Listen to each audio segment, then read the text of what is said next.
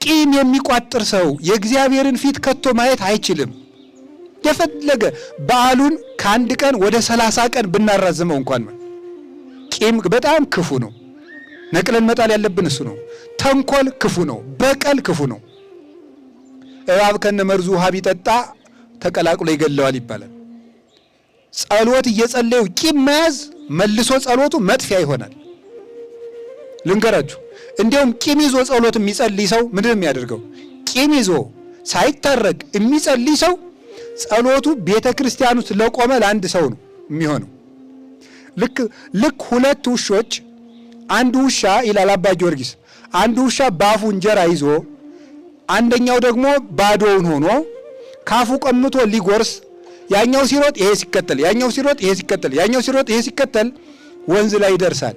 ወንዝ ላይ ሲደርስ እንጀራ የያዘው ውሻ ምን ያያል ይመስላችኋል? ወደ ውሃው እንዲህ ሲል እንጀራ የያዘ ውሻ ያያል።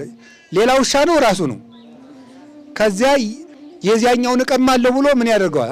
ሲል ምን ይሆናል? ይወድቃል። ማን ይበላዋል?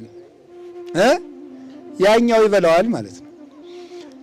ቂም ይዞ ቤተ ክርስቲያን ውስጥ ጸሎት የሚጸልይ ሰው ጸሎቱ ለሌላኛው ውሻ ነው ማለት። አንድ ምስኪን ቅን ሰው እዚያ ቁጭ ብሎ እንዲሆን የምለው ማላውቀው ጌታዬ ማረኝ ለሚለው ለዚያ ነው የሚሆን ማለት ነው።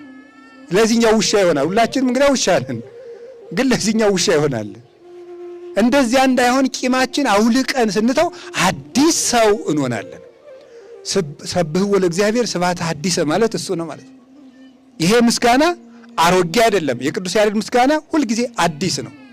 የቤተ ክርስቲያን ማህሌቷ ሁልጊዜ አዲስ፣ ቅዳሴዋ ሁልጊዜ አዲስ። ለአሮጌ ሰውነት ግን አይሆንም። ዋጋ አያሰጥም፣ መልስ አያመጣም፣ ሰማይ አይከፍትም፣ ከእግዚአብሔር ፍትህ አያመጣም፣ ስጦታ አያመጣም።